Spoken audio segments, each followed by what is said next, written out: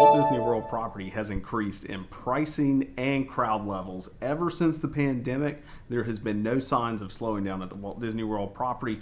But what if I told you there's actually a secret season that a lot of people overlook just because of this one specific thing? The secret season to visit is actually going to be summer in 2026, and that is just due to the pricing that you can find in summer of 2026. So you have more availability for dining reservations. I found more hotel availability and also lesser crowds over the past few years that I've been going in the summertime.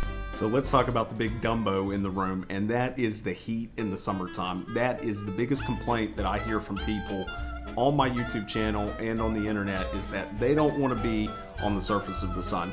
And to their credit, it does get incredibly hot in Central Florida during the summer months. So most people think about Walt Disney World as a traditional vacation spot when kids are out of school, like beaches, mountains, and regional amusement parks. In the past, it has actually been the busiest season to visit Walt Disney World property. It has been in the summer. But I've been going in the summertime for a few years now, and I'm here to tell you some of the best discounts you can find at Walt Disney World are actually going to be in the summertime. In the past, and also this upcoming summer in 2026, I'd say it's been just as busy during the fall and winter time, if not busier. There's no longer really an off season at really any of the theme parks. Walt Disney World has not slowed down in demand in recent history, so you still have a lot of people visiting these parks year over year, and the demand for bigger and better attractions, new lands, new festivals, and new hotels has really just grown over the past 6 years. So that's why there's not really an off season at Walt Disney World anymore. But when I was at Walt Disney World in June of last year, I would say that wait times for rides, shows, and food were actually pretty decent.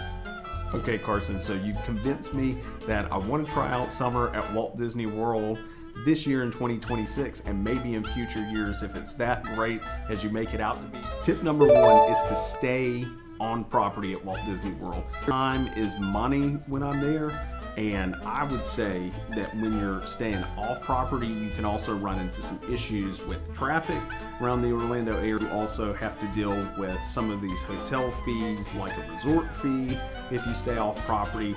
And then it also kind of just handicaps of what you're able to do with lightning lanes, advanced dining reservations, and then some of your lightning lanes for like single pass for some of those busier attractions. So my number 2 tip is to be prepared like Scar, and there's nothing fun about being sunburned in Central Florida or in Florida, or sunburned for that matter. So get a baseball cap. I know a lot of people don't like to wear them, but skin cancer is no joke, so make sure that you take care of your skin, whether it be a baseball cap.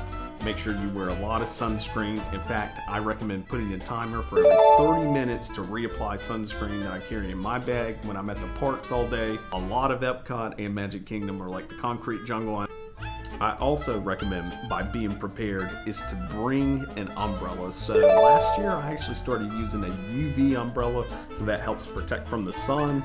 And it also doubles as a rain umbrella, which if you've ever been to Central Florida during the summertime, you know it's going to rain in the afternoon, so you might as well be prepared. So that's why my number 2 tip is to be prepared for the sun at Walt Disney World during the summertime.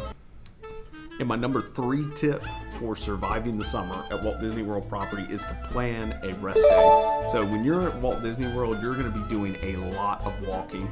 Yours truly, the DisWiz, can walk anywhere from 10 to 15 miles a day when I'm at the Disney parks. So when I've started planning a rest day, I would usually do it in the middle of the trip. So that way you kind of get a little bit of a reprieve. I know when you get on vacation, you want to just go, but honestly, that's a really bad idea in the summertime because you can become really dehydrated and it's not fun. Mickey will not come visit you at the hospital.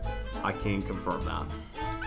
So what I typically like to do on my rest days, I like to just explore the hotel that I'm staying at. They are very magically themed, so you know this if you've been through Contemporary And you can hop into any of the Walt Disney World hotels. You don't have to pay anything, and it's a really great time.